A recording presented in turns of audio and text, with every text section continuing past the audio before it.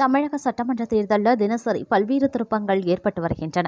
தாவேகாவுக்கு majority இல்லை அப்படிங்கிறதுனால அவர்களை ஆட்சி அமைக்க அழைக்க முடியாது என்று ஆளுநர் ராஜேந்திர விஸ்வநாத் அர்லேக்கர் உறுதியாகவே இருக்கார். தாவேகாவுக்கு காங்கிரஸ், சிபிஐ, சிபிஎம் மற்றும் ஆதரவு கட்சிகள் தெரிவித்திருக்கக்கூடிய நிலையில் ஐயுஎம்எல், அமமுக தாவேகாவுக்கு ஆதரவு இல்லை என கூறிவிட்டனர். அதிமுக கூட்டணியிலேயும் பல்வேறு பஞ்சாயத்துகள் எழுந்திருக்கின்றன. பாமகவினரை எடப்பாடி பழனிசாமி புறக்கணிப்பதால் அவர்கள் அதிருப்தியில் உள்ளனர். இதனால் விரைவில் அவர்கள் முக்கிய முடிவை எடுக்க உள்ளார்களாம். சட்டமன்ற தேர்தலில் தாவேகா தமிழகத்தின் தனிபெரும் கட்சியாக உருவெடுத்திருக்கக்கூடிய நிலையில் தாவேகா 108 தொகுதிகளில் வெற்றி பெற்றிருக்கிறது. ஆட்சி அமைப்பதற்கு தேவையான 118 தொகுதிகள் அவர்களிடம் இல்லை. காங்கிரஸ் முதல் ஆளாக தாவேகாவுக்கு ஆதரவு தெரிவித்திருந்தது. சிபிஎம், சிபிஐ, விசிக, ஐயுஎம்எல் கட்சிகளிடம் தாவேகா ஆதரவு கூறியது. சிபிஎம், சிபிஐ கட்சிகள் தாவேகாவுக்கு ஆதரவு தெரிவித்திருக்கின்றன. தாவேகாவுக்கு ஆதரவு கிடைக்கவில்லை என்பதால் அதிமுக ஆட்சி அமைக்கும் முயற்சியில் இறங்கியது. இதற்காக திமுகவிடம் அதிமுக ஆதரவு கோரியது. அதிமுகவுக்கு ஆதரவளிப்பதற்கு திமுகவும் முடிவு செய்திருந்ததாக தகவல் வெளியானது. திமுக ஆதரவை பெறுவதற்காக பாஜகவுடனான தேசிய ஜனநாயக கூட்டணியில் இருந்து வெளியேறுவதற்கும் அதிமுக முடிவு செய்திருப்பதாகவே தகவல்கள் வெளியாகியிருந்தன. அதிமுக எம்எல்ஏக்களை புதுச்சேரியில் இருக்கக்கூடிய ரிசார்ட்டில் தங்க வைத்தனர். அதிமுக மூத்த தலைவர்களும் தங்களின் ஆட்சி அமையும் எடப்பாடி பழனிசாமி முதல்வராவார் என்று கூறி வந்தனர். தேர்தலுக்கு பிறகு அதிமுகவினர் பாமகவை கண்டுகொள்ளவில்லை என்று புகார் எழுந்தது. எடப்பாடி பழனிசாமியின் செயல்பாட்டில் பாமகவினர் கடும் அதிருப்தியடைந்தனர். அதிமுக தலைமையிலான தேஜ கூட்டணியில் பாமகவுக்கு 18 தொகுதிகள் ஒதுக்கப்பட்டது. இதில் பாமக 4 தொகுதிகளில் வெற்றி பெற்றது. 108 தொகுதிகளுடன் தமிழகத்தின் தனிபெரும் கட்சியாக தாவேகா இருந்தாலும் இந்த நிலையில் பார்த்தோம் அப்படின்னா அரியலூர், வேலூர் போன்ற தொகுதிகளில், மயிலாடுதுறை, நாகப்பட்டினம் போன்ற மாவட்டங்களில் அந்த கட்சியினரால் சாதிக்க முடியவில்லை அப்படின்னு தான் சொல்லணும். முக்கியமாக வன்னியர்கள் சமுதாயத்தினர் வலுவாக இருக்கக்கூடிய பகுதிகளில் தாவேகாவுக்கு கிடைக்கவில்லை.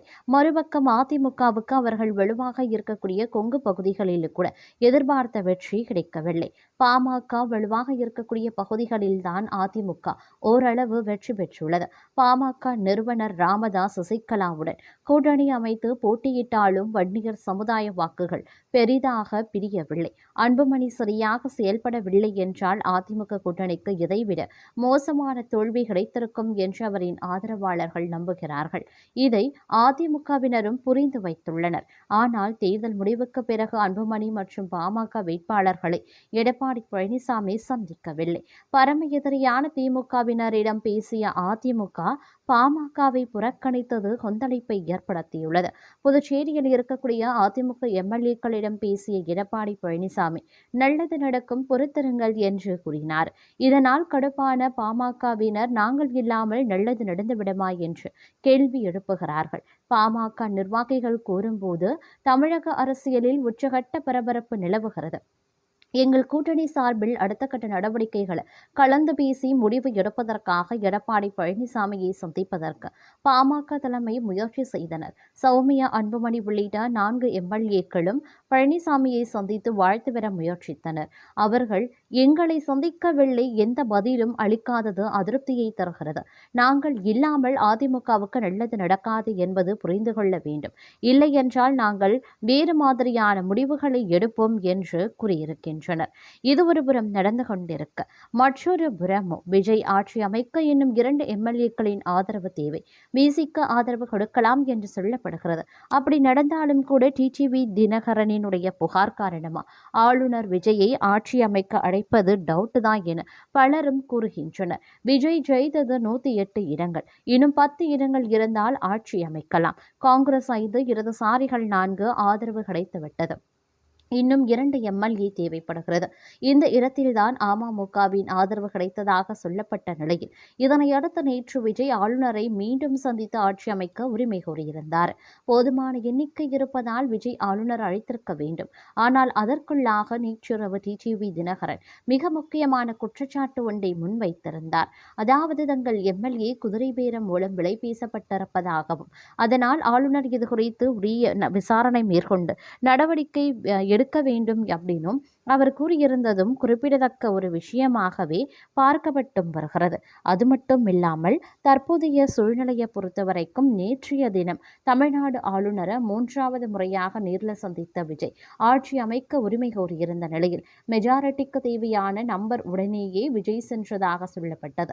உண்மையில் விஜய்க்கு எவ்வளவு பேர் ஆதரவு இருந்தது, லெட்டர்ல இருந்த தாவேகா எம்எல்ஏக்கள் கையெழுத்து எவ்வளவு என்பது குறித்து இப்பொழுது நாம பார்க்கலாம். தமிழக அரசியல்களும் இப்போது ஒரு விறுவிறுப்பான த்ரில்லர் சினிமா போல நிமிடத்திற்கு நிமிடம் நிறம் மாறிக் கொண்டிருக்கிறது. தாவிக தலைவர் விஜய் கடந்த 3 நாட்கள்ல 3 முறை ஆளுநரை சந்தித்திருக்காரு. அதிலும் குறிப்பா நேற்று மாலை அவர் ஆளுநர் ராஜேந்திர விஸ்வநாத் அர்லேக்கரை சந்தித்து ஆட்சி அமைக்க உரிமை கோரிய போது முடிந்தது கதை என்றுதான் கோட்டை வட்டாரங்கள் நினைத்தன. விஜய் ஆட்சி அமைக்க தேவையான எம்எல்ஏக்களை காட்டி உரிமை கோரிவிட்டார். சற்று நேரத்தில் ஆளுநரும் கூட ஆட்சி அமைக்க அழைப்பு விடுப்பார் என்றே பலரும் நினைத்தனர். ஆனால் மிகப்பெரிய ட்விஸ்டாக அப்படி எந்த ஒரு அழைப்பும் வரவில்லை. இதற்கிடையே விஜய் ஆளுநர் சந்திப்பின் போது ஆளுநர் மாளிகையில் என்ன நடந்தது என்பது குறித்து நாம் பார்க்கலாம். இப்போது அனைவரிடமே ஒரு மிகப்பெரிய கேள்வியே ஒன்றுதான். அதாவது ஆளுநரிடம் விஜய் கொடுத்த லெட்டர்ல எத்தனை எம்எல்ஏக்கள் ஆதரவு இருந்தது என்பதே அது. சிலர் 116 என்கிறார்கள், சிலர் 117 என்கிறார்கள், இன்னும் சிலர் 118 என்கிறார்கள். இந்த குழப்பம் இணையத்தில் விவாதமாக வெடித்துள்ள சூழ்நிலையில் இது தொடர்பாக சில முக்கியமான தகவல்களும் வெளியாகியிருக்கின்றன. அதாவது ஆளுநரிடம் விஜய் சமர்ப்பித்த பட்டியலில் 117 எம்எல்ஏக்களின் ஆதரவு இருந்ததாக சொல்லப்படுகிறது. தாவேகாவின் 107 எம்எல்ஏக்கள் விஜய் ஒரு தொகுதியை ராஜினாமா செய்ய போவதால் அவர்கள் பலம் 108 107 குறையும். காங்கிரஸ் 5, இடதுசாரிகள் 4 மற்றும் அமமுகவின் அந்த ஒற்றை எம்எல்ஏ காமராஜ் ஆகியோரின் ஆதரவு இருந்ததாக சொல்லப்படுகிறது. சனிக்கிழமை காலை 11 மணிக்கு பதவியேற்பு விழா என விஜய் தரப்பு நேரம் கேட்ட அடுத்த 30வது நிமிடமே போன் கால்ல வந்து நின்றார் டிடிவி தினகரன். தேர்தல் முடிவுகள் வெளியானது முதலே டிடிவி தினகரன் பொதுவெளிக்கு வரவே இல்லை. ஆனால் விஜய் லெட்டர் கொடுத்தவுடன் ஆளுநர் மாளிகைக்கே போனார் டிடிவி. அந்த அமமுக எம்எல்ஏவின் கையெழுத்து போலியானது, நாங்கள் என்டிஏ கூட்டணியில் தான் உறுதியாகவே இருக்கின்றோம் என தினகரன் சொல்லி அதர வைத்தார். இன்னொரு பக்கம் அமமுக எம்எல்ஏ காமராஜை தொடர்பு கொள்ள தாவேகா தரப்பு முயன்றபோது அவர் நாட் ரீச்சபிள். சிறிது நேரத்திலேயே தினகரனுடன் ஆளுநர் மாளிகைக்கு நேரில் ஆஜரான காமராஜ் அது என் கையெழுத்தே இல்லை என சொல்லி குதிரை பேரம் புகாரையும் சொன்னார். தாவேகா தரப்போ அவர் ஆதரவு கடிதம் எழுதும் வீடியோவை வெளியிட்டு பதிலடி கொடுத்தாலும் ஆதரவு கணக்கில் அந்த ஒரு ஓட்டு மைனஸ் ஆகி எண்ணிக்கை 116 வந்து நின்றது. இப்போது விஜய்க்கு இருக்கும் ஒரே ஆப்ஷன் விசிகா தான். விசிக வசம் 2 எம்எல்ஏக்கள் இருக்கும் நிலையில் அவர்கள் விஜய் ஆதரவு நிலைப்பாடு எடுத்தால் தாவிக ஆட்சி அமையும். ஆனால் விசிக தரப்போ விஜய் மீது உச்சகட்ட கடுப்பில் இருக்கிறதாம். நேரில் வந்து ஆதரவு கேட்காமல் வாட்ஸ்அப்பில் மெசேஜ் அனுப்பி ஆதரவு கேட்பது என்ன மாதிரியான போக்கு என்று விசிக தரப்பு கோபத்தில் இருக்கிறதாம். தற்போது நிலவரப்படி விஜய்க்கு பதவி ஏற்க பச்சை கொடி காட்ட ஆளுநர் மறுத்துவிட்டார். மெஜாரிட்டி இல்லை என்பதே காரணம். 118 எம்எல்ஏக்களின் நேரடி கையெழுத்துடன் வாருங்கள் என்பதை ஆளுநர் சொல்வதாக இருக்கின்றது. இதனால் விஜய் என்னும் நான் என்ற குரலை கேட்க தாவேகாவினர் இன்னும் 2 நாட்கள் காத்திருக்க வேண்டும் என தெரிகிறது.